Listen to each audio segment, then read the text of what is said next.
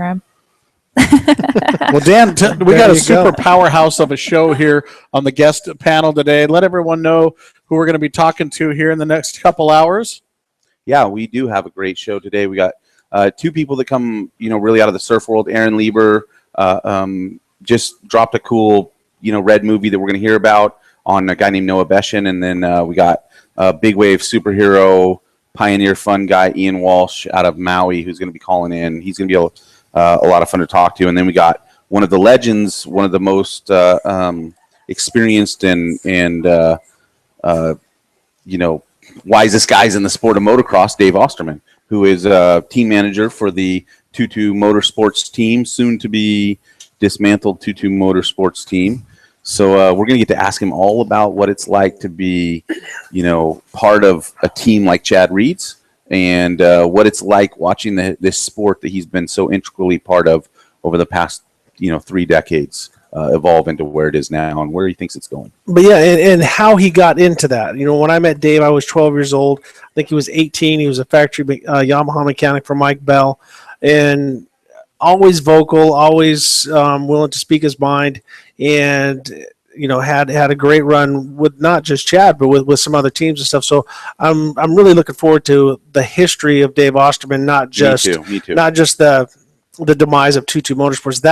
That is like the last page in a book today. You know what I mean? Yeah. Today, but there's going to be so much more for Action Oz, and we'll even talk about there was a company called Action Oz back in the day. So. He worked with Mike Bell, huh? Action Oz, yep. I didn't know that. There's so awesome. Much that we're going to learn about how he got where he is. He actually knows a lot about Christian Craig as well. Yep. So we'll get to pick his brain. We're going to go take our first break right now, and when we come back, Aaron Lieber is going to be joining us here. So, hey, folks, don't go away. More of the Action Sports Show powered by Toyota Escondido. We'll be right back.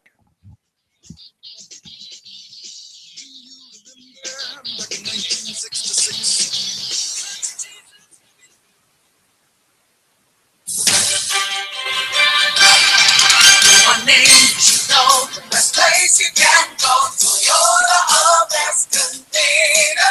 It's summer savings time at Toyota of Escondido. For the first time ever, you can drive home any bold new 2015 Camry or gas-saving Prius hybrid with 0 APR factory for 60 months. Don't miss out. Toyota of Escondido. Toyota of Escondido. Come in today and save more than ever before on over 12.5 acres of new and pre-owned Toyotas. 0 APR factory financing on approved good credit. 60 monthly payments of $1,667 per $1,000 borrowed. Down payment varies with credit. Toyota of Escondido. Financing includes dealer fees and excludes tax and license. Ends July 6th. Hi folks, Jim here, and I want to talk to you about Slime Tire Season. Racers in all classes of motorcycles, ATV, bugs, cars, trucks are using Slime Tire Sealant to prevent flats, including pre-runners. Smart teams are even using slime inside their trailer tires too. 1 minute. How many tires do you have? Think about it. You have Just did. ATVs, We can hear it better in our ears. wheelbarrows, mowers, bikes. How many flats have you had in the last year? Joe. Maybe the answer's none. Maybe Say you're it again. one. We weren't able to hear the commercials and your end of it very good, but whatever you just did, we hear it a lot better now. Nobody likes flat tires Oh, okay. at all. Just reinstall Slime Tire Sealant. Yeah, I turned the on button on. Slime is a liquid tire sealant. Thank you for the on button. Installs after taking out the valve core of the tire. I have a problem with a couple of the promos that you sent through. There's no audio on a couple of them. On the new ones.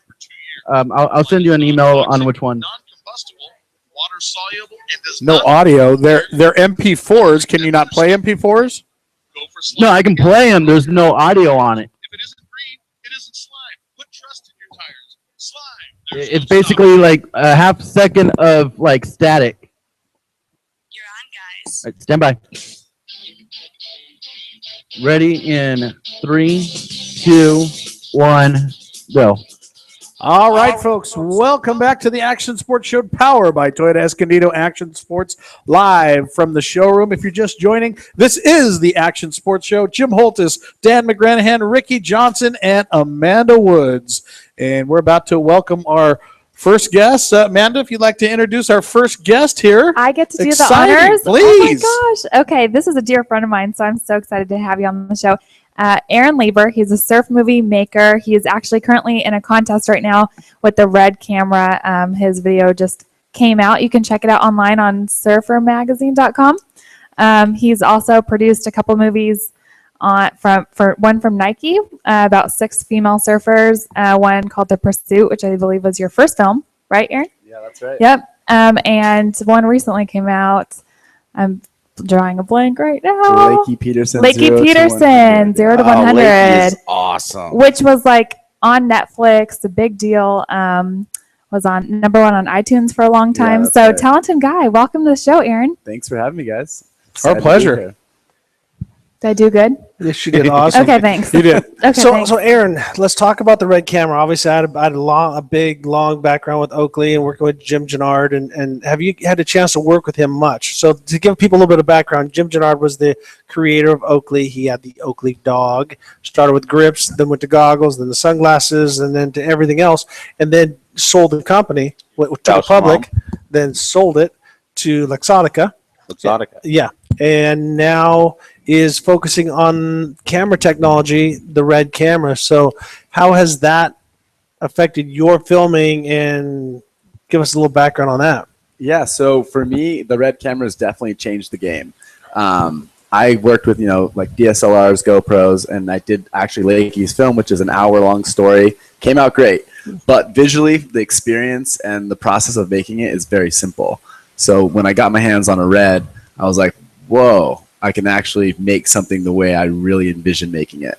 But now, is it just because it gives you that film feel? Like, when you watch film, it just has such a depth to it, and you don't see it a lot anymore. It has a roll You of know, texture. It's not so. Yeah, is that what digitally you're looking obvious, for, or but you can what just is it? adjust it? Yeah, so it's a few different facets. One being the dynamic range, right? So you get those color depths, so it mimics film.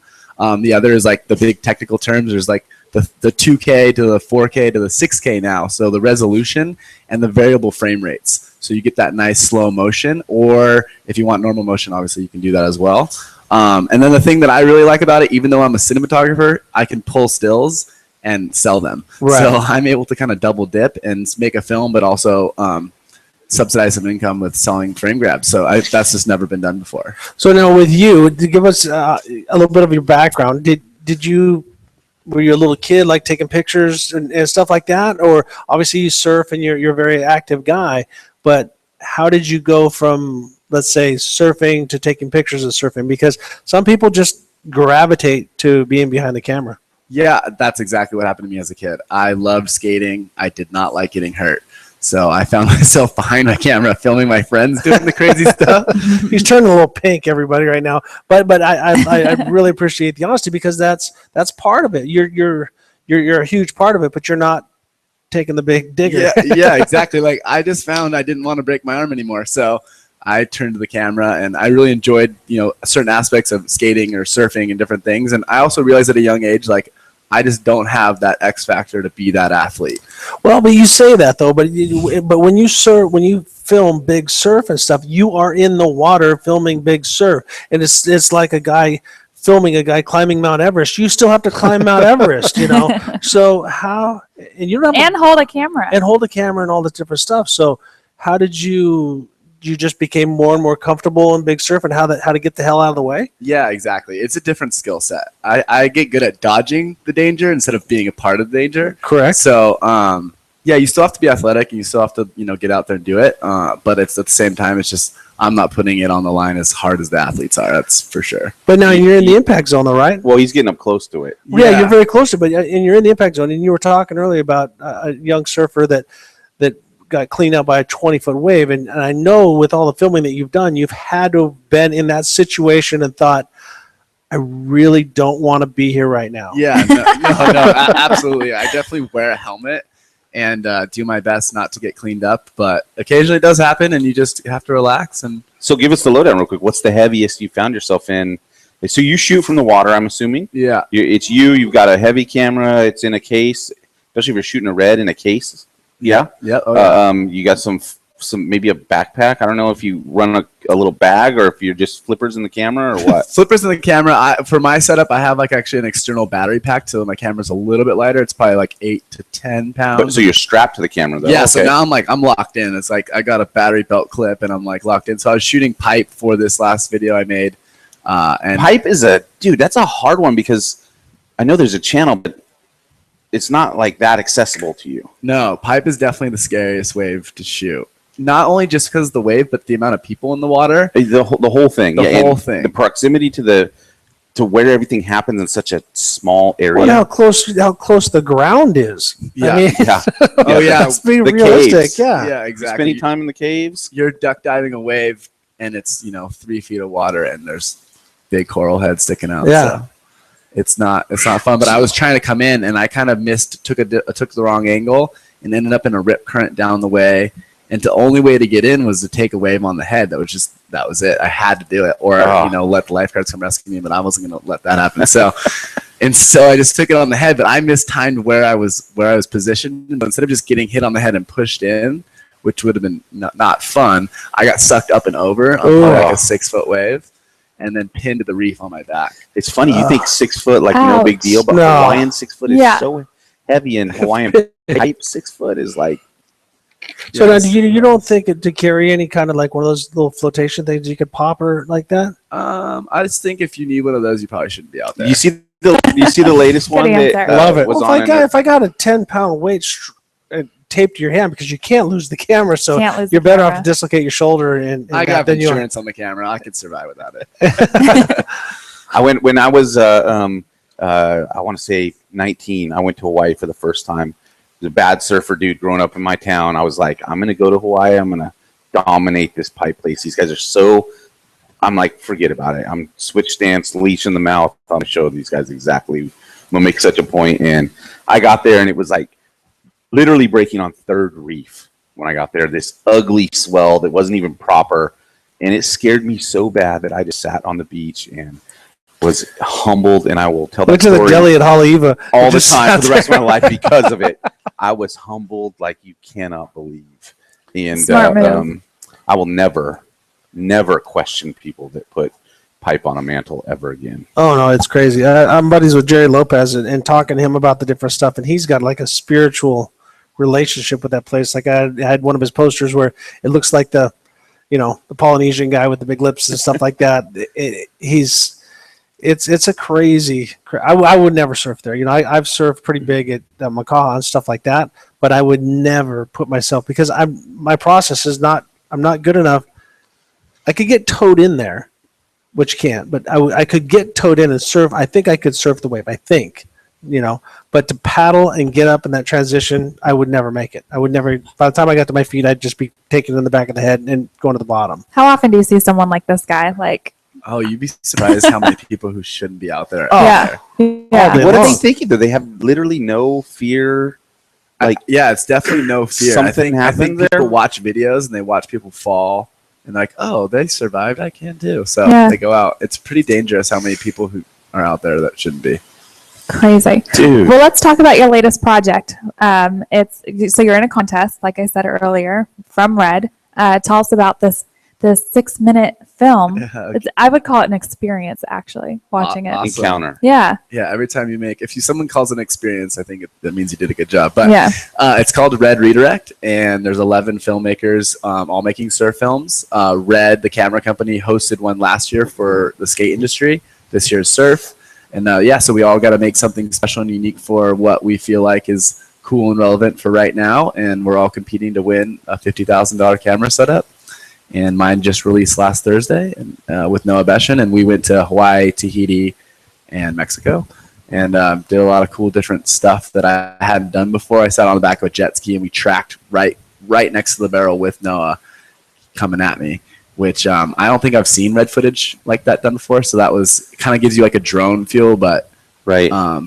but even closer, really, because I'm shooting with a 50 mil. Yeah. So you're getting like the the follow along kind of vibe. Yeah, exactly. Yeah. So it was a fun. You got to be in a a pretty fun empty project. lineup to pull something like that, right? Yeah. So we were down at Pasquale's, and there's nobody out. It's just beach breaks. So you kind of just like picking off waves, and people are like yelling like, "You go on this one!" It's a lot of fun. Brian Conley's down there. He was helping tow in the waves, and he's a good surfer himself, so it helps.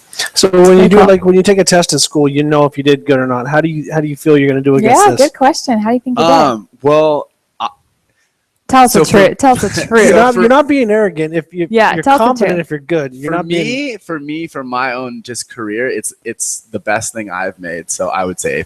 There you go. But against everybody else, it's subjective. So, Exactly. I don't know how the judges will judge mine, but I think I checked all the boxes on variety of angles, different lighting to take the camera in, and just kind of pushing myself as a cinematographer, trying to be able to pull almost any moment from there and go, that's a photo. Right. So looking at it from a cinematics point, not just like it's just going to be action, it's just going to be this, and also try to tell a story without words.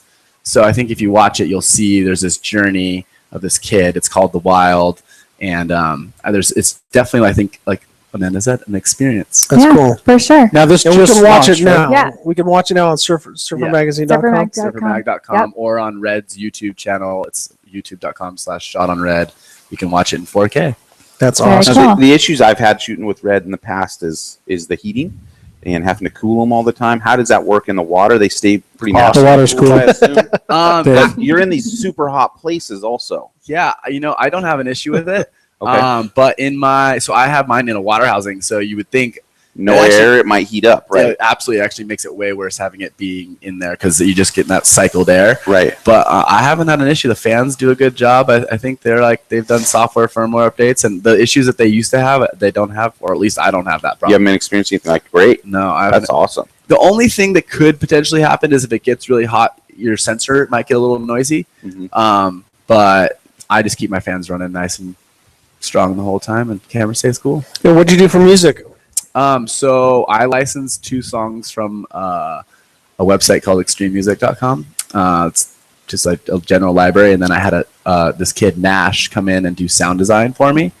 And that to me is what separated it. Like everyone's gonna have cool music, and some people have done original stuff, but going in and adding in, footsteps or the waves breaking or whatever it may be, things that you shouldn't notice, they should just feel natural. Yep. That was the whole goal of that. So It's like acting. It's hard to act. Don't act like you're not acting. And when when I was a little kid, I would get scared in a scary movie. I'd plug my ears. Like other people would cover their eyes. I'm like, no. Her It's the walking through a sound, dark right. house is not scary looking, but The the creaks. dun, and the intensity's going up. You plug your ears, all of a sudden it's just a girl walking through a And house. it's So, great- so it- for you, It's Good crazy how emphasize. much these videographers tend to overlook because it's not Right. technically a visual experience, and they tend to overlook it. And I watched your deal, and the audio is extraordinary, and you definitely you. focused on that. You made room for it. You allowed time for it. You shot things that were, to me, specifically so you could bring in audio, experience to the whole thing. absolutely. You really took your time with this, the way you told the story. And was that tough with, 6 minutes going, okay, well, every moment I show a guy chopping, a coconut down is a moment I'm not showing actual surfing.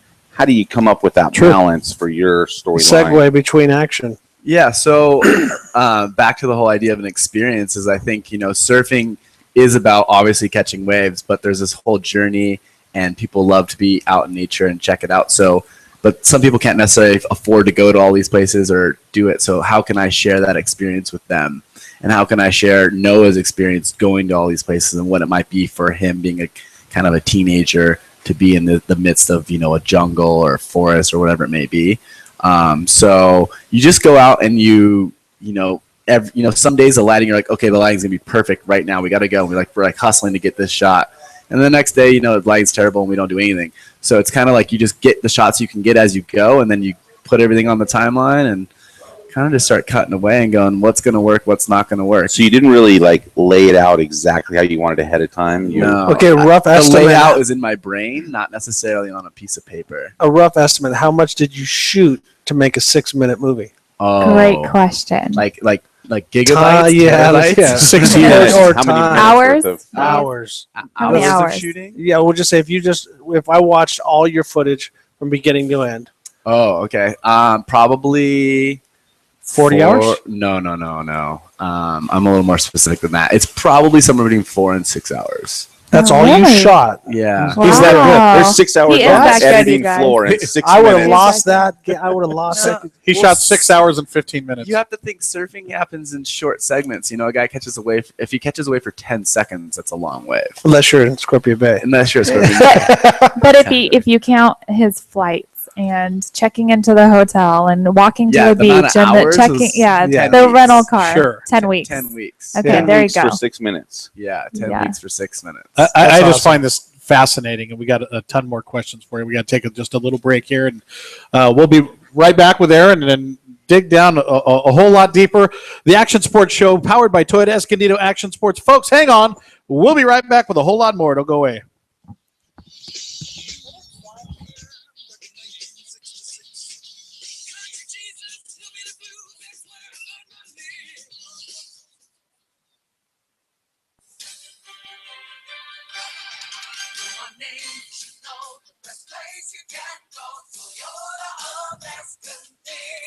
Summertime means savings time. Hey, Joe. At Toyota of Yeah. Escondido, Hey, what promos did not have audio? The Twitch, Ellis, Daniel, and Deegan. Yeah, those all had those were. There's no way it didn't have audio. They're MPEGs. Yeah. We need them in MP3s. Oh, and, those are but when I played it MP4s. on the player, all it had was about maybe 2 seconds of static. I don't know Maybe how maybe it was in the rendering. they're I don't know. they're Maybe it was in the transfer. They're MP4s. Yeah, but we need them in MP3s for our player. All right, stand by. I'll tell you in a minute. You're on, guys. Ready? In 3, 2, 1, go. Hey, folks, welcome back to the Action Sports Show, powered by Toyota Escondido Action Sports. You are listening to the Action Sports Show. Jim Holtis, Dan McGranahan, Ricky Johnson, Amanda Woods, and we're talking to filmmaker, producer Aaron Lieber is our special Extraordinaire. guest here. Absolutely. Now, Aaron, you mentioned that you just launched this project for this contest. Has everyone else launched theirs too? And when do they go through the grading and whatnot? Yeah, so another filmmaker out of Australia, Riley Blakeway, his edit just came out today, and he shot his in New Zealand, and it was actually really cool. And then, so there'll be another one this Thursday, and then about 6 more, so two a week for the next 3 weeks. Okay. That's cool. And then it's there's a film festival up in Hollywood on August 4th, and they'll announce the winner and play all the films and kind of have a little party then. So August 4th. And it's great, hearing that from you. I mean, I'm sure you look at a lot of these other guys and can appreciate all their work. And you mentioned that you saw that today.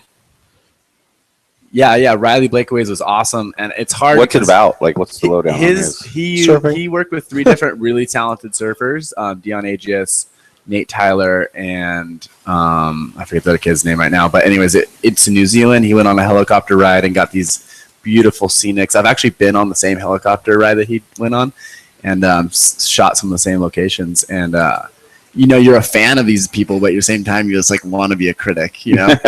No, it's not that good. But you're like, oh, hats off to you. So it's a little bit of both. Now, where did you grow up? I grew up actually just up the road in Fallbrook. Oh, really? Yeah. And so where do you Fallbrook kid. I'm a Fallbrook kid. And where do you call home? Nice. I live in San Clemente now. Okay. Yeah, I couldn't do the inland thing anymore. I had to be next to the beach if I'm going to make surf films. So, Absolutely. Absolutely. San Clemente is my zone. I want to talk to him about his project that he's shooting with Bethany Hamilton. Yeah. You guys all know who she is. Yep. I Big want to Wave know Bethany. what can we expect from this film that you have coming out with her, and when do you think you might be able to finish it? It's top secret now. Oh no, is it? No, not at all. Not anymore. So- Dang was it, supposed you to know. guys. So, Who gave me a microphone? so we started the project this time last year, and we're super excited about it. Went to Indonesia, went to Tahiti, scored some great waves, and we're like starting to plan some trips. And Bethany goes off the radar. I'm like, what happened? Like, no, not. And then she calls me, and she tells me she's pregnant, and that and so we kind of had this like, what are we gonna do? And she's just like, she still wants to do it. So I was like, let's do it.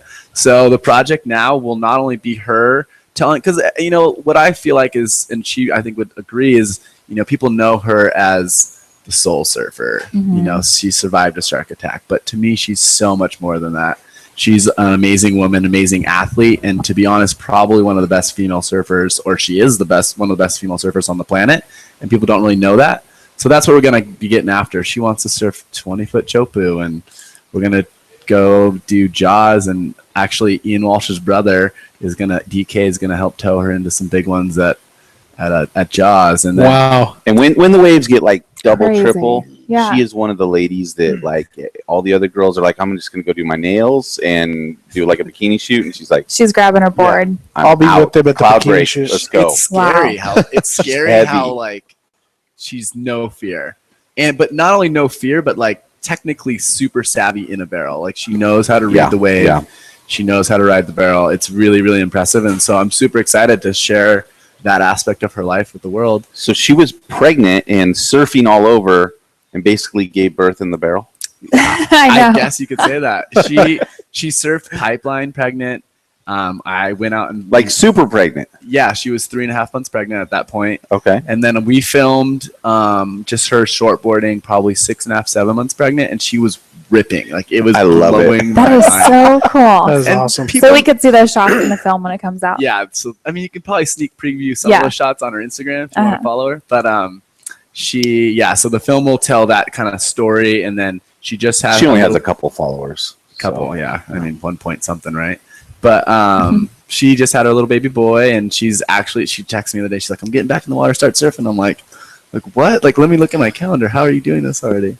she's a really strong-minded individual, and it's Very really cool. exciting to What a be working great with her. film that's going to be Yeah, for not just like women to see, but for everyone. Yeah, I think it's more than just going to be obviously the surfing and that aspect of it's a big part of it, but the journey of being now a mother, a female athlete, and just what it takes to do what she does, Yeah. and be who she is. And I think that will hopefully inspire quite a few people. So what Very like nice. star aligned that gave you like the golden ticket to shoot all the raddest surf girls in the world? In the raddest places. Yeah. Like, Um, I'm going to travel with did all you the guys just girls. double You rad? guys are just chasing all said the rad dudes twice. around They the just QS. double ratted. double rad. Totally rad. So I just finished my first film, or actually I just finished my second film with this kid Brett Simpson and my buddy I know Brett. You know I Brett? don't know him, but I know who you're talking about. Yeah, he's a two-time U.S. Open champ. yeah, So we had done Huntington guy. Huntington guy, yeah. So we just finished that project, and a spot opened up to shoot for Nike, Nike 6.0 at the time, and then eventually Nike Surfing. And I got the nod to try out for the job. So they hired me to shoot some stuff, and I did, and they liked my stuff. And at that time, Jason Kenworthy, a photographer, had started this project that ended up being called Leave a Message with 6 of the female surfers. And so Who all was it? it was Lakey Peterson, Coco Ho, Malia Manuel, Monica Bernwicki, Laura Enever, and the 2-time world champ Chris Amore. That's crazy. Yeah, it was awesome. So you traveled but around here's with the these, thing. he traveled you guys around with these 6 women. What was that like? It was fun, but at the same time, they were. I think the age range was 15 to. I think the oldest at that time was 17 or 18. So And every That's one of them intense. could surf better than him. Yeah. Absolutely. That's the thing. So it was a lot of fun. There was a lot of ups and downs traveling with 6 girls, but yeah, I mean, at the end of the day, it was a great project to kind of push the envelope for women surfing, and one project always leads to the next. And so I built a relationship with all of them. Actually, they're all like my little sisters, and Lakey and I ended up starting a project, and that was kind of more of like a longer form 42-minute documentary, and her journey to being one of the first girls to ever do an air in a contest, and then youngest girl to qualify. And And how incredible that you were filming her during that process. I mean, when you signed up to start filming her, you didn't expect her. I mean, you knew that she was good, but you didn't expect her to win contests, and it worked out so well on your film. yeah, you kind of like you can see potential in athletes, and sometimes you just got to jump into the deep end, and hopefully you get to the other side and it works out. And that's what we did, and it worked. Yeah, I can't imagine investing weeks of my time, so much money in travel, and then they get hurt, Yeah. and then you're out Yeah. for a while, right? Yeah, exactly. So, I mean, but I think that's the fun part about documentary films is that bad things are kind of good. Yeah, just adds to the story there. Exactly. Okay. If you're working with the right athlete. Okay. If Right. they have the personality to like push through, which I Because think perseverance is the story. exactly. Right. And so because not everyone's Kelly Slater. And even he's had, surgeries and problems in his own career, which I haven't really been told. But I think, to just be winning all the time really isn't that interesting. I think it's the journey to winning that can be Exactly. more interesting. So now I watched your reel. You've done a little bit of some moto stuff. Where did you film that at? The moto stuff was in Arizona. I shot that for Life Proof, like the phone cases. And yeah, that was actually my first time shooting moto, and it was a lot of fun. And what? What'd you shoot? It was like it was some trail riding and stuff like that. Kind of like a bootleg moto track, and guys jumping and stuff like that. So it was very, very cool ins and outs. And that's I hope you get to do some off road stuff because you have a unique eye, and I like the way you shot it. You shot it from your perspective, a lot of stuff that I haven't thought of or haven't done. I haven't shot, but we had a show called Epic Ride a long time ago, and a lot of things the way you did the passes and stuff was very cool. What is a sport or something that you've like a bucket list? Give me the top 3 bucket list besides surfing. I mean, obviously, I think that's the you're in surf on Bitchin' Islands and stuff like that. But what are 3 other things on your bucket list that you want to film? This is really random, but I really want to do a ballet piece. Right. I have this vision Nice. to do Very like random. this. Yeah, it's super random. But I just have this super cinematic idea to show kind of dancing and with music and as the art form it is, but just in a way that I haven't seen anybody else do it. So randomly ballet That is very cool. No, I could see that because if you use the angles and stuff, you'll see how dynamic and how strong the dancers are and stuff like that. But like you said, it's very static. If you're you're sitting in the crowd and you're watching one dimension of it. But the way you can film now, Yeah. I can see some very cool stuff. And for me to push my own self. So like I'm outside shooting natural lighting. That's what I do. It's my expertise. But to kind of get into myself an environment where I'm maybe not comfortable with controlled lighting, I have ideas how to do some stuff. And so for me, it's to push myself. Besides ballet, like I want to do more skate. I love skating. I did one piece last year. It's called Where's My Mind? And it's like in this super cinematic pool. It's like, I don't know. It was just really, really cool. And so surf, skate, or ballet, skate, and what will be a third thing? Probably just getting out more and doing more just outdoor things, whether it's moto or bike. Mountain biking or Batsuit. Yeah, those guys are insane. I want one of those guys. I gotta pick the mind of that. Yeah, those guys are insane. I think just pushing myself outside of what I normally have been doing, because surf is super fun and obviously that's my background, but trying to just get myself out there and take my vision and eye to a different platform. All right, I got one more. Your favorite place to film? Oh, Tahiti. I mean, Yep. Hello. yeah. That took long. Not hello. There's a whole bunch of great surf Tahiti spots. or Chopu. Yeah, Chopu. I mean, just Tahiti in general. I mean, In in one day you can swim with sharks. Shoot the best clips of your life, and then you're eating Bosan Kuru. Like Lately, you don't have to sashimi go at too night. far to do that. Yeah, Swim with sharks. yeah. Sharks are popping up everywhere these days, but they're your friends. Yeah. they're Yeah. okay. They're your friends. Like some of your other friends, just keep them at arm's length, Yeah. Well, Bad pun, dude. Okay, I have a quick 5 questions for you. So just say them as quick as you Amanda's can. Fast 5. Here we go. My fast Sharpen it 5. up. Sharpen it up. Best vacation spot and why? Quickly. Best vacation. Vacation spot. Like if you've gone to the most beautiful places ever. Yeah. Which Ricky kind of stole that a little bit. bad. No, well, Tahiti's is quite expensive. I would just say Hawaii is like the easiest. It's like you're gonna get a bunch of beautiful. Which island? I would. Ooh, you probably don't want Kauai for sure. Okay, Kauai cool. is amazing. Okay. Thong bikini or Brazilian? Because I know you film a lot of girls on the beach walking. I avoid both of those shots. Do you? Yeah, I actually do. But if I'm gonna have to choose, We're not asking about shots. I know. you Preference. can. Okay. Canon or Nixon? Canon glass is what I shoot with. Okay. Slater or Steph Gilmore? Oh man, Ooh. Steph's got some great style, and Slater's got the world titles, but so does Steph. I'll go with Steph, Okay. just to be a Okay. little different. Greatest athlete of all time. Oh, Kelly Slater, for sure. Okay. I mean, 11 world titles, won his first one at 20, his last one at 37, 38. At 40, did one of the best airs in surfing history. I think his resume speaks for itself. Still There growing. you go. And he's Will still he win going, another right? title? Will he win another Oh, title? good question, Dion. That's a hard one. I mean, How old is he now? he's 42, I think. Don't even 42. doubt him. I'll tell you right now. No, Don't even I'm doubt How him. old was he on the last title? That guy could win a world title at 45. So But the thing is there's been a shift, with Felipe Toledo, Gabriel Medina, Julian Wilson. I agree. John. The thing was when Kelly switches on, you're like, yeah, he can't lose. But he hasn't been able to pull it through a whole event. There's just been a heat here, a heat there. All right, you're doubting him. I see it. No, I'm a fan. I hope he wins another one. 12. Who doesn't want 12? Baker's dozen, or if that's 13. But.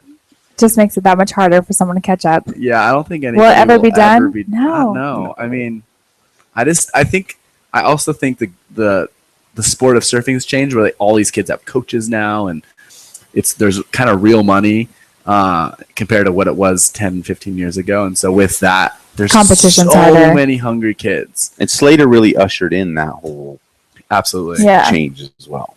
Yeah. He absolutely did. Slater or The Curran? GOAT. Slater or Curran? Tom. Yeah. No, it's Slater for sure. I mean, did you see the You're 540 too air young. reverse? You're just too young. No, I love it's just Curran. you're young, man. I'm just You're just young, man. yeah. Curran or Aki? Curran. Wow. you just grew her fast 5. Sorry, it was sorry, like sorry. fast Go, go, go. 7.5. No, it was more like slow, but it's good. It's good. These are great answers. I have another question that I was just thinking about when you were saying you can now pull pictures off of film. Do you think more photographers are going to start picking up cameras and start they double are. dipping in that way? So there's the competition in film is going to be a lot harder. Yeah, I mean, it's happening. I know photographers that are selling their stuff and getting red cameras, so Wow. it's definitely happening. I also think that, from a photographer standpoint, they have autofocus. Mhm. I shoot manual everything. So having autofocus gives you quite a bit of advantage of making sure that every frame that you're shooting photo-wise is sharp. It's a little bit harder with video. Except though, you're shooting how many frames per second? 72. You're taking 72 pictures every second. So Right. you got a couple. The odds played a little your favor that you're going to get something right along the way. Yeah. Randomly, though, we actually have to wrap Peel him off. up here. Thanks man. so This much for coming down and went by and being way our too guest. fast. Absolutely. Thanks Well, for where having can we me. see your stuff for people listening They online? can follow One you. more time. Yeah, LieberFilms.com, LieberFilms on Instagram. Yeah, that's the two spots you can probably see the coolest content the fastest. Nice. Nice. And head over to surfermag.com to see your latest. Yeah, surfermag.com to piece. check out the red redirect piece. Very cool. No objection. Thank you so much for joining us. Yeah, thanks for guys. coming. Absolutely. Don't be a stranger. Come back sometime. Aaron Lieber, ladies and gentlemen, we got to take a break. We're halfway through the show. And when we come back, Ian Walsh is going to be calling us in. The Action Sports Show, powered by Toyota Escondido Action Sports. We'll be right back.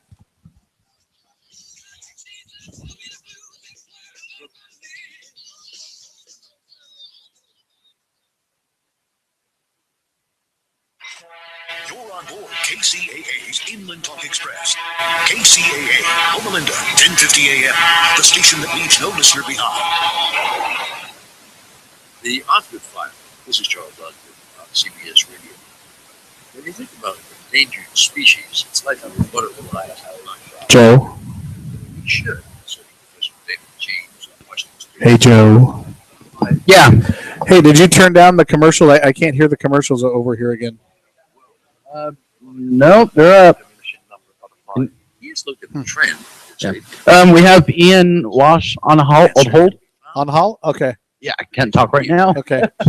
Get off Doing the my hall. own tongue right now. Okay. You're coming through loud and clear, but I can't hear the commercial music very loud. So, okay. Okay. That's let's all right. See if I can pipe it. I didn't in know a if you little turned hotter off that for you. microphone or something. Is that better?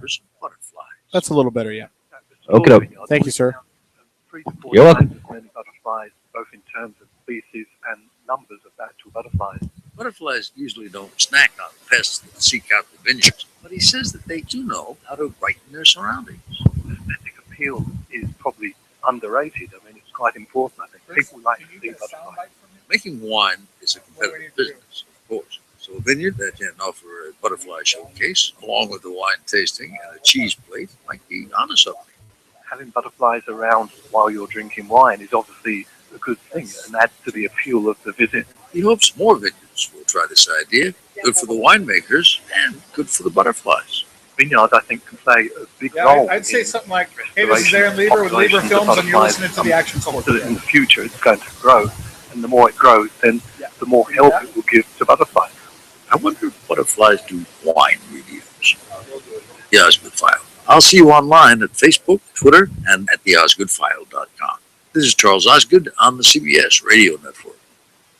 It's time for some delicious food at Pizza Dilly. Pizza Dilly Pizza in Colton, home of the famous 2-foot pizza with 32 slices of simply the best delicious Pizza Dilly mouth-watering pizza. Pizza Dilly has all kinds of lunch specials Monday through Friday, starting at $3.99, all delicious. Stop by, refresh, refuel, have a cold drink, enjoy a tasty salad or a great specialty Dillylicious sub sandwich, or simply Delightful Pizza Dilly wings. Pizza Dilly is also a People Dilly because your friends are all already there enjoying one of Pizza Dilly's giant screens, watching one of their favorite teams, and if you love the Dodgers, you'll love Pizza Dilly, your hometown Dodger station, all year round. Come on in, enjoy a great pizza, enjoy Pizza Dilly, the real Dilly deal at 194 East Valley Boulevard in Colton, or call 909-370-0242. Once again, that's 909-370-0242. Are you thirsty for books that will fill your soul with wisdom, joy, and inspiration? Then take a refreshing and nourishing drink at Alice's Quiet Mind Bookstore, located in the heart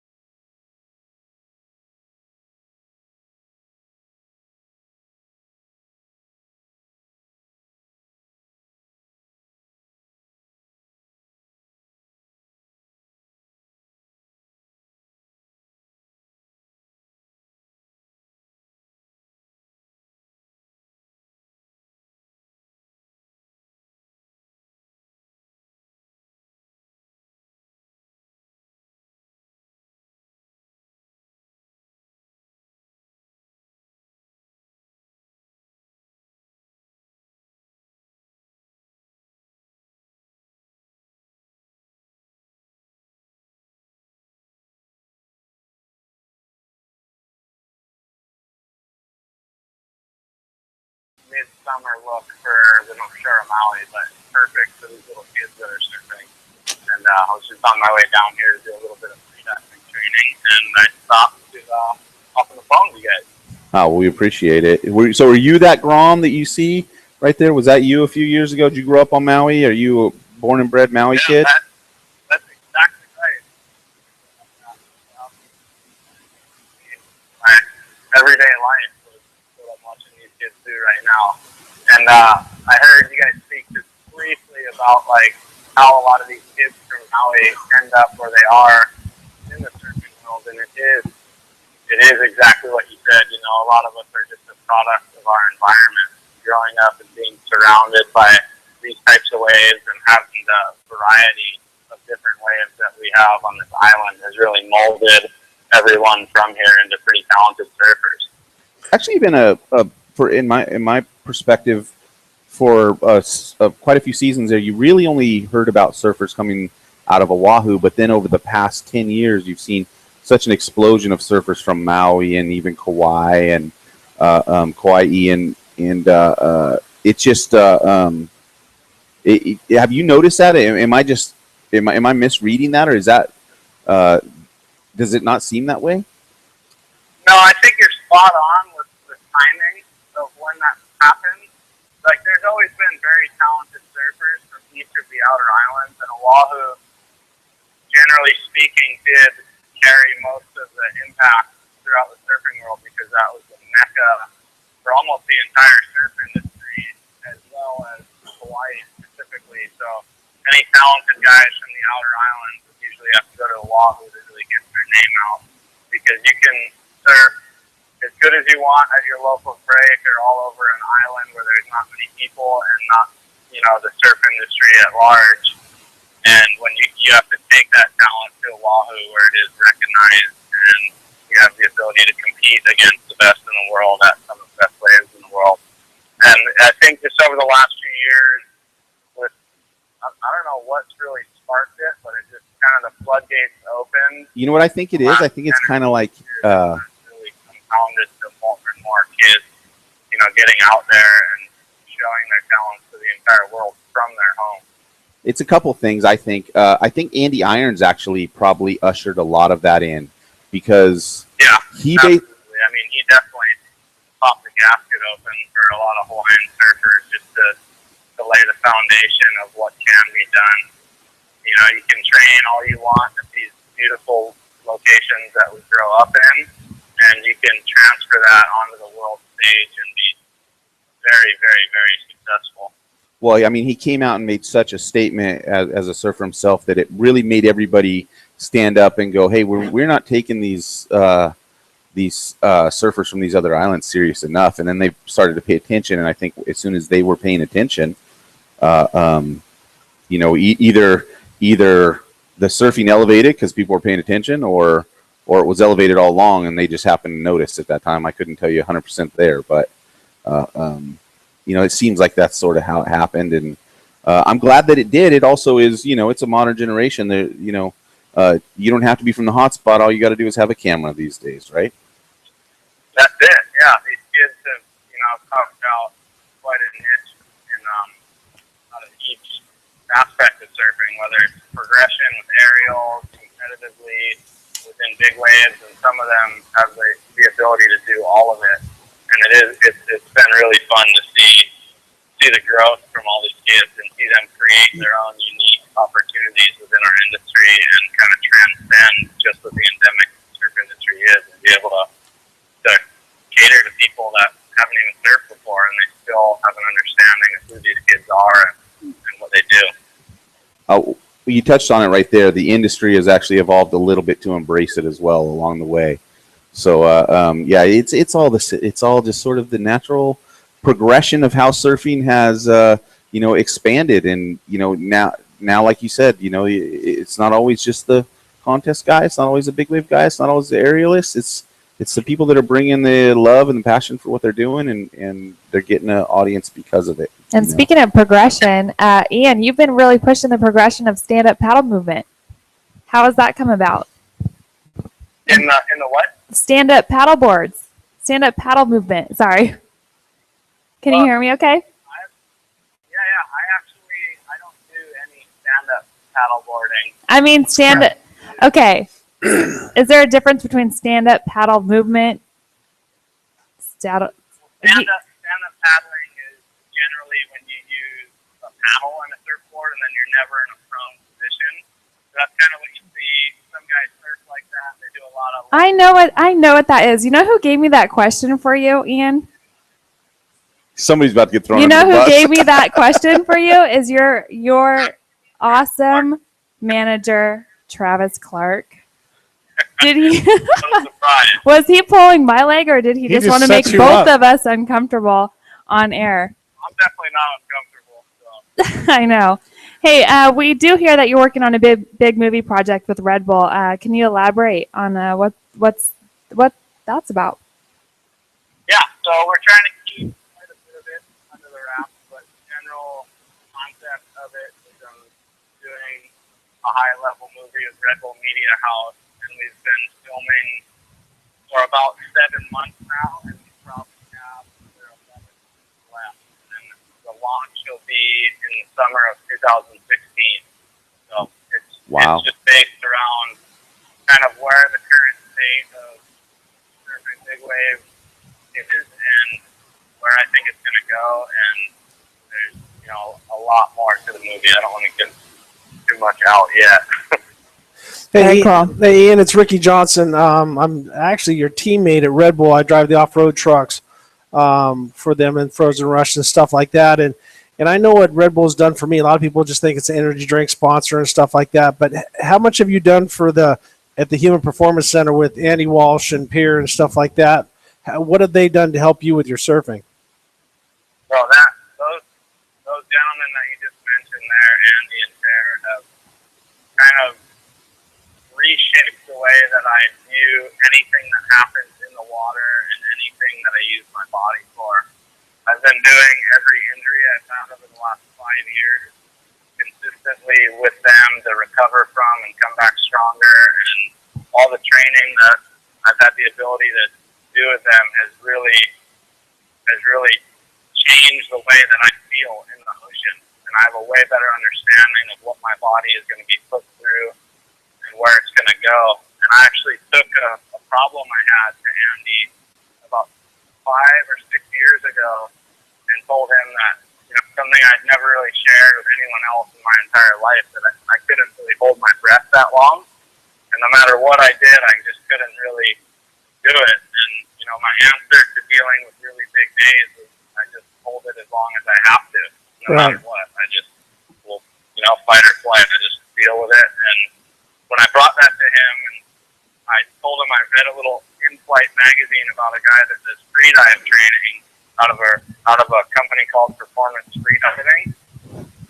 I took that, ripped the pages out of the article literally and brought it to him. And I was like, is there any way I can maybe figure out a way to do something like this? And then a few months later, Andy had organized for that guy specifically, Kirk Cross, to come to Maui and kind of run through the basics with me. And the first day I went from not even being able to hold my breath for a minute sitting on the couch to doing almost 4 minutes in the pool and then free diving about 100 feet. And each year he's helped with a progression off that, and I do a camp with those guys every October right before winter starts. And the last one I was able to do a static of 5 minutes in the pool and free dive to 155 feet. That is so awesome. Changed my mental confidence. And that's all in part to Andy's program and what Red Bull brings to the table as a company that supports their athletes. Now, did you go through the food testing? And did you find out that you you had to get rid of some foods that you really loved? No, I didn't. I actually got really lucky. I thought they were going to be like, stop drinking beer and, none of this stuff. And the only thing they told me was eat 8 ounces of dark chocolate a night and have Jell-O 3 or 4 times a week. So yeah, you had the same thing. You have a high metal content because Bryce Menzies and I both, because of racing the trucks and being around the exhaust and stuff like that, that we had a lot of high metals content in us, and eating Jell-O helps pull that out of your system, the gelatin, for some reason. So I got on the same. I wasn't lucky enough to get the chocolate. Red you wine, maybe bastard. too. What? No, but it's amazing, and that's the thing that I'm. I've been a Rebel athlete for 8 years now, and the things that they do, a lot of people just think it's slap a sticker on your helmet and wear the hat like the other athletes and stuff. But what the things that, like you said, Andy and Pierre do, and everybody trying to help the athletes along the way, it's really cool, and I think it's awesome. It's kind of funny that you said you couldn't hold your breath. That's like saying you can't swim. But yeah, it is, and that's what's unique about Red Bull and what I feel separates them from a lot of other brands. That they can take an athlete that he already does what he's doing in the water, and they look at it from an outside perspective and ask him like, hey, what do you think you could use that would help you be better?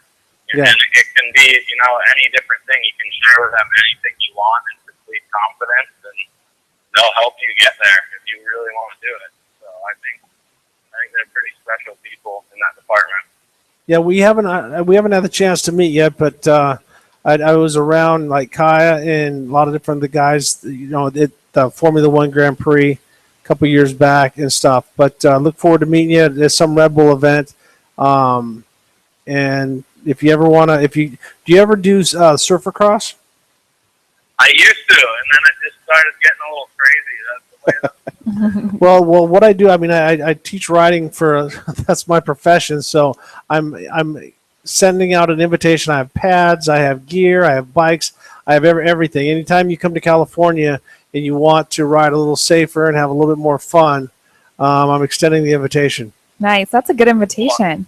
I appreciate that. Hopefully I can return the favor in the ocean finale. Well, it's me and surfing. I suck at surfing, but I really don't think there's anything you can do to help me at this point. I'm sure that's something. Hey, Ian, you almost won the Triple Crown this past winter. Any desire to compete in Big Wave World Tour, the Big Wave World Tour, or any more contests coming up? Yeah, that definitely lit a little bit of a fire for me, just kind of getting back into Jersey and competing against all the best guys in the world. I really do truly enjoy competing, and even just as a surf fan, so I feel like a little kid when I watch these events online. I don't like missing a single heat if the waves are good, and even when it's bad, I like watching these really talented surfers grind it out to a victory.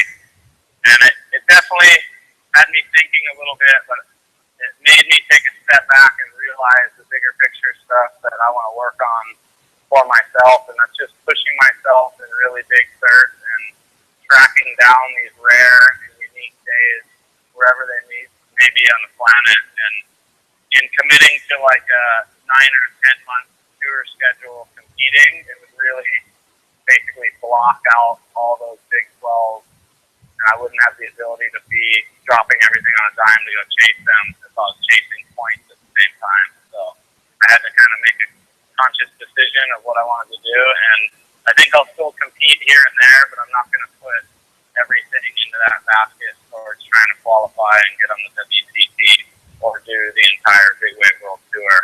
I'd rather focus on this big project that I'm working on right now and give that everything. I don't want to step my foot halfway in the water with that. I want to dive all the way in.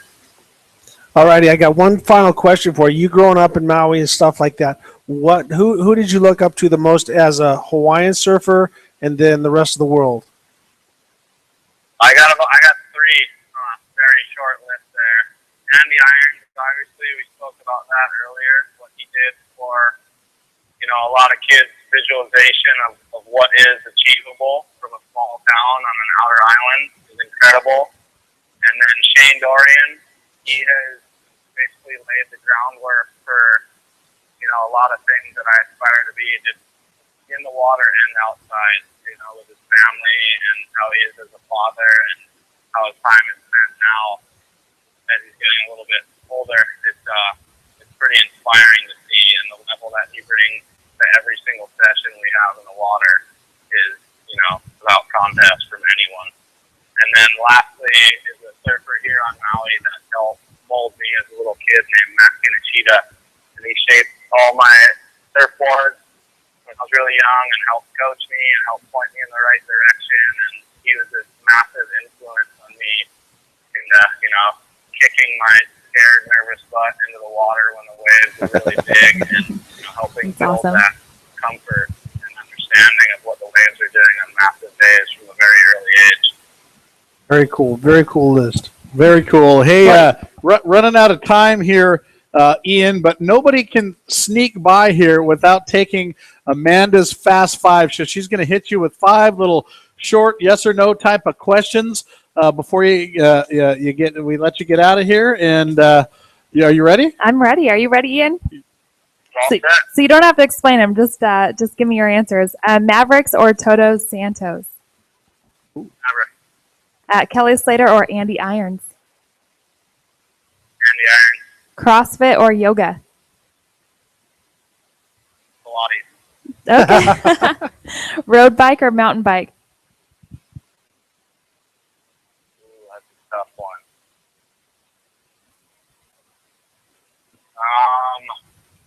What's it called when it's like kind of like both? What are those races called? I thought that's like No, they make a bike mountain now. bike. It's like a really? crossover. Yeah. Oh, so he's Yeah, picking. it's like a road bike with. We go right in the middle. He's picking middle answers It's Fast here. Five, man. Come on. Okay, pick up the okay. pace. Camping Ian. or hotels? Camping. Very cool. And then for Travis, Travis or Steve? Travis or Steve? Yeah. Oh, clearly Steve. Yeah, Yeah, Steve's the clearly boss. Steve. Clearly. Yes. Well, That's after the question he hilarious. sent me. Hey, thank you so much, Ian, for joining us and calling in from Maui. Awesome to have you on the show, and good luck. Real quick, yeah, where go. can people find you? Where can people find you? They can find me anywhere, any one of my social media sites, Instagram, Twitter, or Facebook, Which are? or somewhere in the deep blue Pacific. Right. What is your Fair enough. What is your Instagram? At what? At Oh, we dropped you. Say it There one you more go. time. Ian.Walsh, IAN Walsh, WALSH. Awesome. At Ian.Walls. Well, Ian, thanks so much for being on. Folks, we got to get to break, pay some bills here in the house. And when we come back, Dave Osterman is here in-house with us. The Action Sports Show, powered by Toyota Escondido Action Sports. We'll be right back.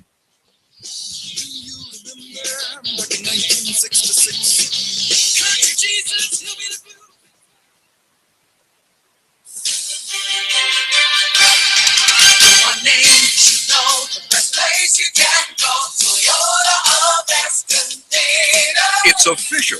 Once again, the truck pros at Toyota of Escondido sold more new Toyota trucks than any other Toyota dealer. That means more smart buyers like you trusted Toyota of Escondido's Truck Center to find them the right truck for work or play. Toyota of Escondido. Toyota of Escondido. It makes sense to buy from the truck sales leader. Let Toyota of Escondido customize your new truck to fit your active lifestyle. Choose from lift kits, custom tires and wheels, and much more. Come experience a whole new way to buy your next truck. Toyota of Escondido. Toyota truck sales leader for San Diego County for 2014. You're listening to Guy Talk, broadcasting live from the Sport Clips Haircuts locker room. Caller, you're on the air. Hey, boxers or briefs? Speaking briefly, boxers. Unless you're a boxer, then I'd go briefs. Next caller. I want to find my nearest sport clips, but I don't want to ask for directions. It's not technically asking for directions. If you use sportclips.com to find your nearest Sport Clips location, then no one will ever know. Let's take a break for a word from our sponsor, Sport Clips, where guys go get an awesome haircut while watching sports on TV. Throw in our relaxing massaging shampoo and our legendary hot steam towel, and you've got our MVP haircut experience. Your head will be as majestic as a freshly mowed Major League outfield. Try it today. Last caller, you're on the air with Guy Talk. So, how cool is getting a haircut at Sport Clips? Oh, it's like stepping up to the plate and slam dunking a touchdown. That's all the time we have today. This has been Guy Talk, brought to you by Sport Clips, where it's good to be a guy. Hi, folks. Jim here, and and I want to talk to you about Slime Tire Sealant. Racers in all classes of motorcycles, ATV, bugs, cars, trucks are using Slime Tire Sealant to prevent flats, including pre-runners. Smart teams are even using slime inside their trailer tires too. I mean, how many tires do you have? Think about it. You have motorcycles, ATVs, cars, trucks, trailers, wheelbarrows, motors, bikes. How many flats have you had in the last year? Maybe the answer is none. Maybe you're due for one. How much time and money can flat tires cost you? How about just the peace of mind? Nobody likes flat tires at all. Just pre-install Slime Tire Sealant to prevent flat tires. Slime is a liquid tire sealant that easily installs after taking out the valve core of the tire with the tool provided. Once inside, slime seeks out and seals punctures instantly and repeatedly and is guaranteed for 2 years. Slime is non-toxic, non-combustible, water-soluble, and does not void tires' warranties, unlike that other stuff in the can. Go for Slime in the gallon for all your off-road tires. If it isn't green, it isn't slime. Put trust in your tires. Slime, there's no stopping you. Dominic Cruz, Okay, UFC stand by. Bantamweight contender, and you're listening to the Action Sports Show. You're on, guys. Ready in 3, 2, 1, go. Hey, folks, welcome back to the Action Sports Show powered by Toyota Escondido Action Sports. Jim Holtis, Dan McGranahan, Ricky Johnson, and Amanda Woods. And the question here on set going around the three fastest hosts on the panel is, Ricky, you're looking a little bit slimline there.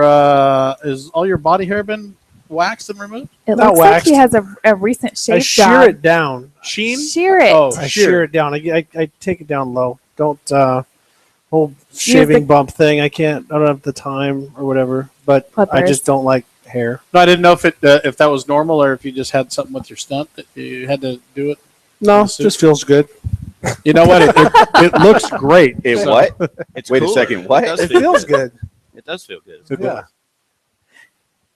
Yeah, what? You guys aren't into manscaping? Really? It is 2015, and you guys are all natural. Are you serious? You're poor. The women that you're with, I'm gonna send them some Where did that flowers. come from? Yeah.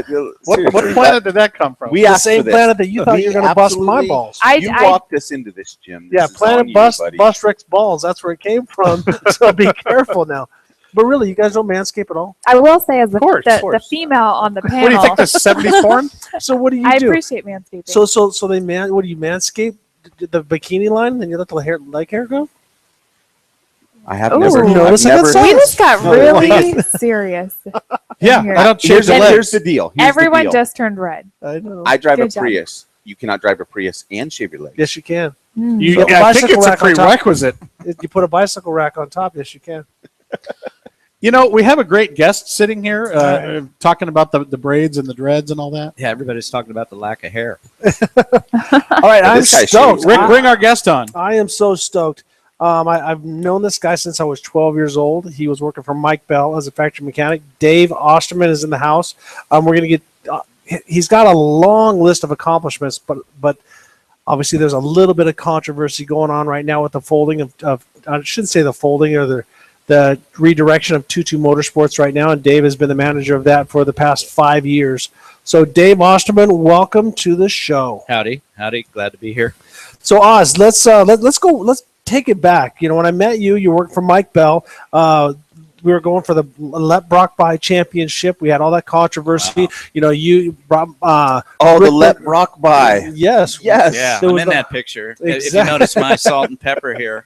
Yeah, you had an afro Yeah. too. I was jealous of Yeah, that. yeah, I went through that. I think we all did at Yeah. one point. A little bit of a perm action. Never but- had a mullet, but Rick had the mullet, right? Yeah, of course. I even had some 8-track, so I've been around quite a while. Nice. But at that point, you were working for Mike Bell. He was racing 500, but they all came down and rode 125s Yeah. at that race down in San Antonio. We were hanging out that week and stuff. You were 18? Team tactics. Yeah, 18, 19. I think right on the threshold of 19. And I remember you guys are out in the parking lot. You and Leaky Larry Yeah. were building, which you didn't have works bikes, so you guys had to put them all together that week. Works bikes were work. Yeah. And you knew your way around a rivet gun and a gas welder and pretty much everything else. It didn't come with a handbook, but you know, nothing against the modern system. It was just different then. Everything was developing. I mean, a a guy like you could break a bike in half on any given day. Right.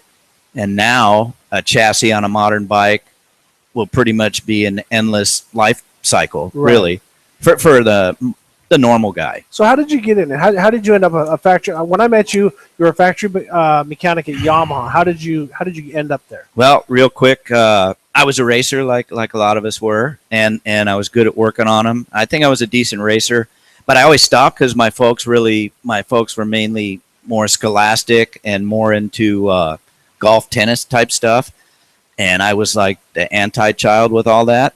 My two brothers were into it, but I wasn't. So I went a different route, got into mechanics from my neighbor. He restored old Jags, and so then from there, through high school, metal shop, all that kind of stuff. I was never really the school kid. Couldn't wait for the bell to ring. Loved recess, obviously. Rough and tumble, total tomboy boy. Little rebellious. Anyway, long story short. He's taking it way back right now. Well, no, he's asking. Yeah, So I found myself with a buddy, got me into Al Baker's shop in Van Nuys, California.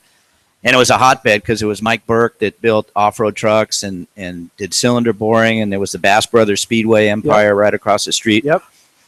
It was a hotbed to be in when I was just a punk kid, just wisecracking. But I was a sponge. I always respected everyone I was around, and I think I got that from my father. But because, everybody's been there first. Your parents have been there first. As much as you don't like your folks at some point, they were there first. So even now you emulate everybody in your folks. But so then from Al Baker, just kind of was doing this and that locally. I was actually probably better at working on the bikes than racing the bikes at one time because, as you look at the whole scope of things, there's a Ricky Johnson that can show up, and then I'm 1 or 10 places back. So you really it's just a reality check. And I was working on bikes for all my buddies, and one thing led to another, and some riders and this and that, and did kind of the local thing with Eddie Cole that later graduated into, Answer Products fame and Manitou fame and all that, and Matrix nowadays. Yeah, so he's an icon in his own right. But I was kind of lucky. My parents trusted me, and Eddie Cole and I went to the Florida series, met the Yamaha guys, and I did some stuff. And they kind of said, hey, we need to keep this kid around. Then Mike was the hotshot kid in SoCal, and they kind of merged us together at Mammoth Mountain Motocross. We were the same age. I remember going to Factory Yamaha, and I was in awe because, again, I was just a punk kid. Go to the old Yamaha shop, and they gave us Cars Maker's old bike to ride at Mammoth, and it was like in half. We had to put it all back together, and Keith and the guys there, Larry Carpenter, the late Larry Carpenter, were awesome. They mentored me, and again, I was a sponge. And then just kind of went up the ladder, just like you as a racer. You kind of graduate up, and you get a reputation.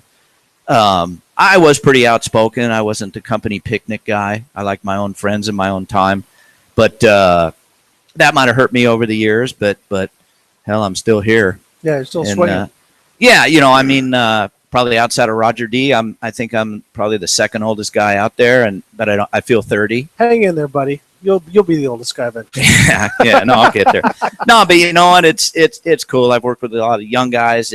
I've even fired guys that for whatever reason, and now they're buddies with me now because they learn in anything in life. You got to learn respect, and I've learned it even myself, and I believe my kids have. So it's even yourself as a racer, as you come up the ladder in anything, you just learn. So life is always learning. So, but your opening statement, the controversy, there's really no controversy with Tutu, really, just to kind of touch on that. I mean, for all of us guys involved, it was a pleasure. He's a legend. Him and his wife took a huge gamble when they even started racing professionally and left the fold, went to Europe. And, he's had a storied career. He's a legendary guy. I think. And we're talking about Chad Reed for the folks who don't know. Yeah, Chad Reed Tutu. So it's obviously, for me, it was 5 years of a Rocky movie because that's the way I look at the guy, and those are my favorite movies. So the 5 years seemed like 8 years, but and I think all my guys will say that. And I just like to say in closing, I hope it helps all our careers in the future. And I'd like to. I'm still a fan. I'd like to see him continue for his remaining time on Supercross only. None of us are bitter. It's a shock. It's like a bowling ball on your foot, but you just got to kind of. I think so. It was a complete surprise. Yeah, there's little hints. We're all not so stupid, but nobody wants to think they're going to get in a train wreck, so to speak. And, Right. But, behind the scenes, it was their business, not mine. Everybody on the team was moving forward, and they were trying to do what's best for them, and I believe they did. And I know he's probably happier now, less pressure. I have a wife and 2 kids. I know Ricky does. I don't know how, and I've run a business too in the past. I've done a lot of stuff. I don't see how they compare us to RCH and JGR and all that, and I've got nothing but respect for those enterprises too. But you got to realize, Coy Gibbs doesn't race. Ricky Carmichael's done. Kerry Hart races for fun. Nobody's doing what Chad has done. Right, and we right. just won a major race a few months ago. And we probably would have had several more podiums had his head not been so fogged, But I get all that, and I respect him for that. And I know this was a hard decision, emotional for him. It's emotional for us. I think everybody on my team used a little Kleenex, and as we move on, we'll move on. And it was a good run. Well, Good run. Let's give the listeners a history. Give us a list of the riders that you've worked with. I mean, you've worked with the who's who and the what's what over the years. I mean, in dealing with Chad Reed, obviously I'm a big fan, but let's go back. Like you said, Eddie Cole. Well, Mike Bell. the thing with riders, I've also worked with talented guys. I worked with Cliff White. I worked with Jim Felt, the late Al Baker. Jim Felt manufactures. He's got his name on a bicycle company now. He probably mentored me the most outside of Al Baker in the beginning, because we're from the same area, almost the same schools, and he was a few minutes older than me. But again, I was a sponge, and then from being a sponge, you get you work around and you get with some good riders, and I was fortunate. A lot of it's luck, as you know, but I worked with Gary Ogden just for a little bit, local FMF guy, tearing up the SoCal scene. Eddie Cole, Jim Hawley a little bit. In my latter years with Yamaha, I got to do some races with him. It was awesome. Jeff Hicks. Awful. That was great. But Jeff Hicks, he was out of Ohio, and he was actually a talented kid, and he befriended Bob Hanna for a while, Yep. and they became great friends, I think, to this day. Kind of a shy guy, but he was a good dude. I learned a lot from him, actually, because he wasn't your West Coast guy, so he was completely different than anybody I grew up with. That was kind of cool. And then guy Tim Losey, he was a SoCal guy, buddies with Johnny O'Mara. But I also helped a lot of guys. I don't want to say backdoor, but at one point I was off factory bikes, and I was somewhat in charge of when the production bikes came into play somewhat, a little early. And I would slide parts to guys that were good, John Welchel, the Whitings, the Hawleys, all this stuff. And not so much to, yeah. I mean, and I got my hand slapped a lot for that. It's not like I was stealing from the company. The parts were in my truck anyway. But I always looked at it like if they were comp support riders of a certain level, like they were, and I was there and I had it, and RJ came up and needed a gasket or a piston or even a frame one time for Welchel's situation, I did that. So, again, I guess even at a young age, I wasn't afraid to put my neck out there, because for me, it was just about the brand doing well and everybody I knew in tow doing well. So why not? Yep. We would have never gotten where we were if it weren't for people along the way, pioneers that were willing to put their neck out. You can't be a pioneer without putting your neck out. Well, I think so. I'm not even that tall, but no, I've done my share. I mean, Ricky knows me pretty well. I mean, like I said, I was never the company picnic guy. I always had my own time and my own friends, but I think I'm usually the first guy there, the last one to leave. If there's a fire, I'll put it out, and I've always been that kind of guy. Even now, I'm always accused of doing too much or too this or too that, but I'm kind of a wind-up guy, but I think I want to win just as much as Ricky did in his day, or Dungy now, or Chad. I mean, winning's the best feeling in the world outside of having your kids born or winning the lottery. I mean, winning, when you work in a team of just a small group of people, and you're striving for that goal, and that guy gets it, especially when everybody thinks he won't do it, like Chad Reed recently. It's too old, too this, too that. It's just awesome. I mean, you can't even. It's way better than the guys you think are going to win, like when RV was around. Just give the guy the trophy now. But when Chad had all this adversity and this and that, starting your own team, writing your own checks, and struggling through it, I think for the 5 years is pretty awesome. I think I think all my guys will remember that time always. I know I will.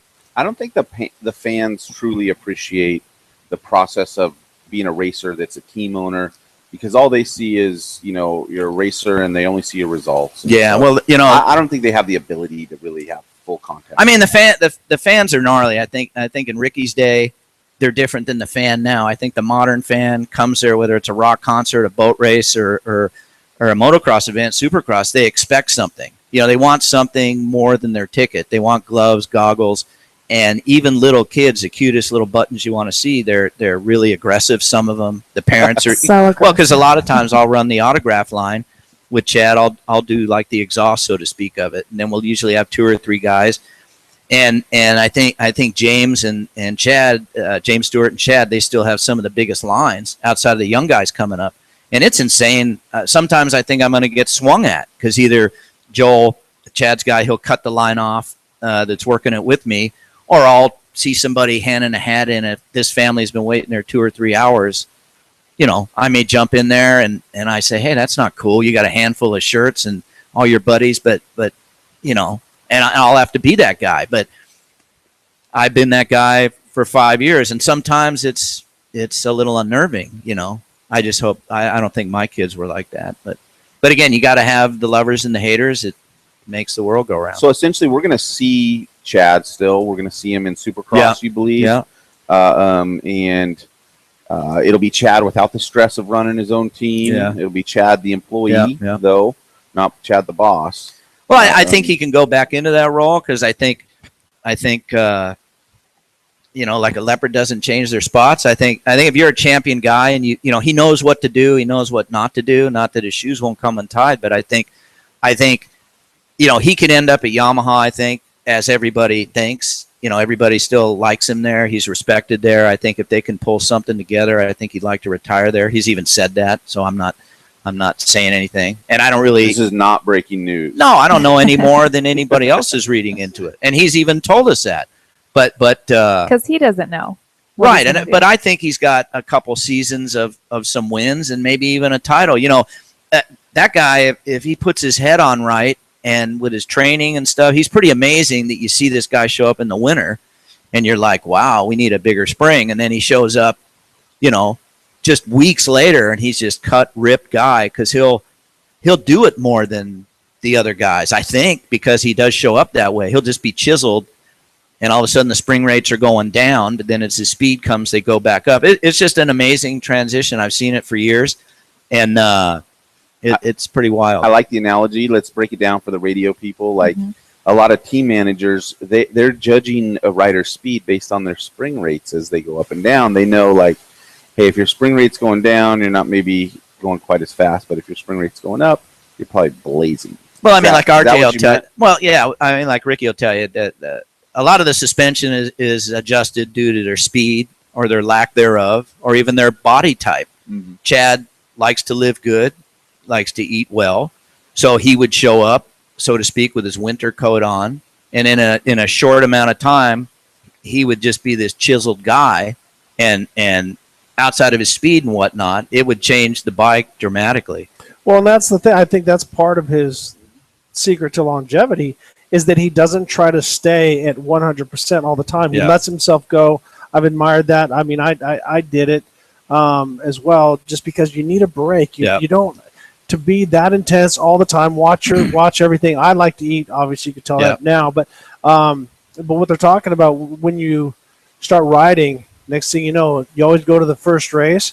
Man, everything's too soft, and you've been testing for forever. How long? Because you just go that much harder. And when you're going down a straight line as fast as you can into a jump, that's basically G-forces. Yeah, and so the faster you hit it, the more G-force it is, the more pressure on the spring, the harder you bottom out, and so you have to stiffen everything up. Yeah, I mean, you gotta have fun with it too, and that's the balance a lot of guys struggle with the whole career. Maybe it's the family that's the pressure, or the girlfriend, or the girlfriend getting married, or there's all these outside things, But even look at Ryan Dungey now. I mean, he's always been the diesel, but now whatever he found with Alden Baker is between his ears. And now Ryan Dungey to me is not the Ryan Dungey of old that we chased around. Now he's Now he's pushing everybody, Yeah. and even the young kids. So something's between his ears that maybe he didn't have before. It might be the combo of the bike and this and that, but he's phenomenal. And then you look at the young kids like Anderson and stuff, and it's interesting to see. But then you'll see a guy like Chad that can still pull it off. So, maybe our paths will cross again in the future. Like I said, for me and my guys, I love all my guys, and I think hopefully this will help us all as we play the game in silly season, looking around. Because it is a limited package we're dealing with. Now, on the outside looking in, I just have the questions. It looks like just this big super team, very successful. Why at the end of the day? Is it just a money thing, or just his head's not? No, but I think, like I said earlier, I mean, I think when he went home to Florida, he just was in town for the shift launch. But I think when he went home, I think it's like a balloon you let the air out of. Being an athlete like Ricky is tough anyway. Then being a guy of his age, there's more. I'm 58, and when I ride bicycles with my buddies that are 10, 15, 20 years younger than me, they just assume I'll be off the back. So I get that mentality, but I'm not a professional. I can stop up that hill anytime I want. He's got to keep going for himself and his sponsors and the whole deal. He's got to. The hardest thing about being a professional anything, whether you're a bowler or a ballet artist, every time the curtain goes up, you got to do your best. And you may have an upset stomach that day. She may have a headache. So the athlete, they have to show up with all the airplanes and stuff. It's a nightmare just to stay healthy. So then you couple that with changing diapers and a 22 Motorsports brand, trying to run 8, 9, 10 guys and get deals for the future. It's but one of the things I want to point out is that it's one thing to have a great battle. Like my great battles were with Bailey and Ward. Yeah. Okay. You got to look at Chad Reed. When he started, the king of Supercross was Jeremy McGrath.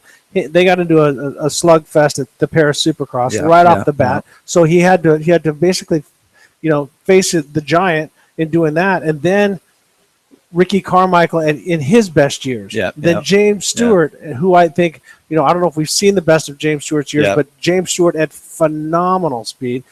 Ryan Villapoto, Ryan Dungey. You look at how many champions that he has raced with and successfully kicked their ass on occasion. Yeah. Didn't dominate them all the time, but to keep coming back and keep reinventing himself. I've had to do it a couple times in car racing, but to keep coming back in motocross and supercross, my hat's off to him, because to have that, what it takes, the commitment that it takes to run that speed at the top of a supercross, you're on the edge of death the whole time, and to have that nerve. Imagine going to that many gunfights, man. Sooner or later, you're like, damn, I'm gonna get shot. Yeah, I mean, that's the thing I'll miss the most, because we've all been around those guys, especially in my business. Ricky's probably had them as teammates. Some guys have no heart. Some guys have this. Being in management or being a pro mechanic, man, it's a drag. It's like, man, you're never going to get up a hill. So at some point, you might find a new hill. It's like, I don't know.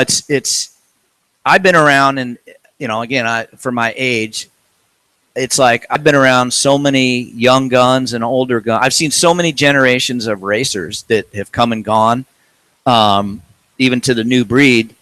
I've seen some of the best, like Wyndham and Ricky, retire. I've seen Langston and Ryan Hughes and DeCoster and some of the Euros that I'm still friendly with to this day.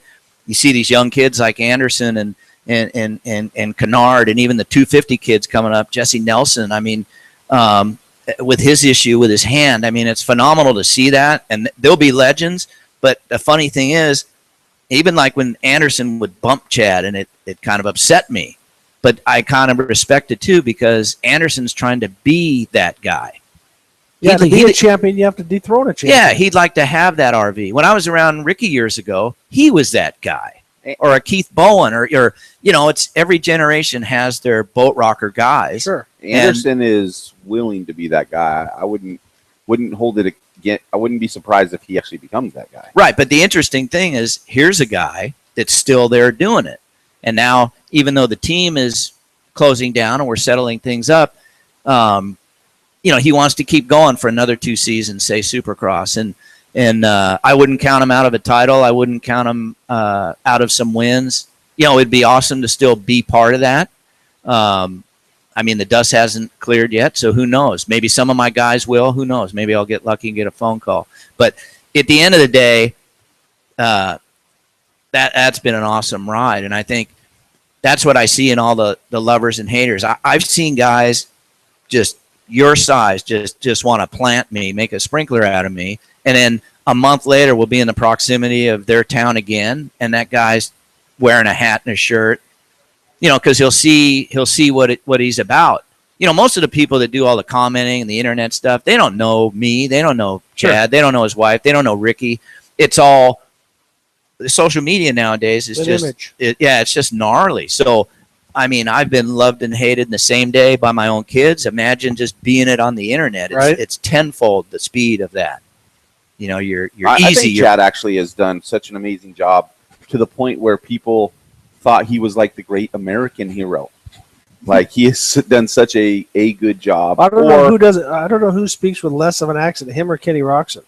Both of them, I'm like, so what? What did you say? Where are you? Yeah, but you know what? Totally. Years ago, we did the donation stuff, and I had the clothes, and I was kind of modeling it. And some of my close friends, they man, you're so rah for the Oz team, but I'm like, I didn't really look at it like USA. I was for the USA team, but I'm just with a group of great riders. So I just look at it like when the gate drops, it doesn't matter what color you are, what country you're from. I just want to, because I'm a fan. Sure. And getting to go to those races was awesome in France. And you see these guys, and Chad, even then he won a moto.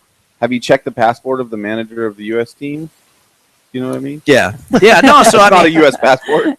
No, but I mean, it's just, I'm kind of seamless with all that stuff. I just, I was around in the day when people would be heckling Stewart's mother at Millville, and I wanted to go kick some butt. Yeah. But I had a hat and a shirt on from a team. I couldn't do that. And it just fired me up. And I think, what a bunch of ignorant pigs. But you know what? But they persevered, and he's just a great racer. And that's what I like to see, because he's not super polarizing. He's gone through some polarizing stages. But all these kids, I think all the fans should be respectful. When I still love Van Halen. When I went to a show when they were playing in the street recently in Hollywood, I didn't try to get up there and get a guitar string or a pick. I could care less. I just want to go. Sure, I'm older, but I want to hear the music. So I think people need to go to a Supercross or a truck race or whatever they're into, and that's what you're buying. Enjoy the race. Yeah, you go to the movies, you have popcorn. I don't want to take the seat home. You know what I mean? But it's like, it's some of it. I think. It is another dynamic, as I say, a slice of pizza. Chad had a lot of slices to him, really. They call it the selfie generation, the cameras that only take, a picture of you. It's like we need to create a camera that takes a picture of everybody. Mm-hmm. Don't you think? Well, it's funny because you go to the races, you're an agent. No, check it out. I've been at the races. RJ left, Amanda left. I've been in my pit area. Part of my job is to keep it clean. And there's only a few photographers that are really welcome in there. Sometimes these guys come in there and they just walk right in. And I, like a cartoon, I want to grab them by the collar and the pants and throw them out. And I kind of have before. My truck driver, Shane, helps me because it's like they think they just have the right to walk in. But we're a private enterprise. We're a team. We're at work. Right. You don't, when you go to the bank, you just don't walk behind the counter. But a lot of these people. There's repercussions. Yeah. So I mean, again, you learn. Well, we're a form of entertainment, but we're also a serious deal. Oz, you missed that by like 100 miles. Did you catch the 360 picture thing? He was trying to plug your sponsor. I was trying to tee you up because I am curious a little bit about it, but we're on the limited tail time moments of our time. Yeah. So Yeah. How much did the 360 fly thing affect the shutdown, and did it play a role? No, I think everybody said it. They knew Peter's a smart guy. Chad's a smart guy. They knew what they were doing going in. So capitalize on the. They were just trying to make change because change is good and change needs to be made. And there were a lot of smart people behind those decisions years ago, and their excuses why they did that are pretty lame. There was no other camera here at the time. Well, you know what? But you didn't sign exclusives with anybody else. And last time I checked in those years, Toyota, I'm an old timer, and Toyota was around for a long time. They used to give the Ricky Johnsons trucks, and nobody signed up. They still do, you know. actually. But RCH has a Bringing it Dodge back. in the pits. You know what I mean? So I'm a little bit of a rebel with that because you should never, you shouldn't take candy from a baby, and you shouldn't take money from the athletes or the teams. And I think it's just flat out wrong. And I think really someone on their end should have made that phone call. Because there's companies out there that are going to stifle GoPro. And when you go to Best Buy, they're all around them. So Right. that's what I don't get, We got his blood pumping out the door. You know what, Dave? Man, we knew we needed to have you on. No, you need to put me on first. I mean, I agree. The surf guy was cool, but I think I can probably talk you guys into another season. I know you can. I know you can. Come back and visit us again. Honored to have you on here. How are people going to find you? Because we want you to survive and yeah, come man, back strong in this. He is available. Yeah, me and my boys were available for hire, so we work Nice. hard and Super team, we stay late. intact, ready Yeah. to go. I hope you're taking a vacation or something after No, this. you know what? I haven't had a vacation's like a 4-letter word. Oh, you need one. But no, I'm not really a vacation guy. And people say, "Where do you want to go on vacation?" I bet your really don't. family is. No, I have an awesome family. I like going to Mammoth. I love There you Mammoth. go. I ride my bicycles. I fish a little bit. That's all I need. Because when you travel, it's a deal. Yeah. So where can they find you? Your social media, real quick. Yeah, it's Ozzy, OZZYDEO at yahoo.com and or on whatever, Facebook. Instagram. I'm still Instagram with what am I? Ozzy22. I guess I'll leave that for a while. I hope Chad lets me keep it for a while. But my wife's Miss Ozzy22. So you know what? It's been an awesome thing, and I hope it continues. Well, hey, thanks so much, and all of our other great guests. Folks, don't forget to check us out every Tuesday here, 6 to 8 p.m. Go to ToyotaEscondido.com. Follow our social media. You can now download the podcast. We are on iTunes. Check it out. Hope you all have a great week. We'll see you next Tuesday right here, folks, on the Action Sports Show. Have a great week. You're on board. See how quick that was? See how quick that train came on? Sorry, I didn't keep around. I got the board operated. We have this whole segment we didn't even get to with you. But that's why that would happen with We got to Chadbury too quick. I was like, but I didn't want to go there that quick. I would do it again. I mean, to talk about. I know you gotta.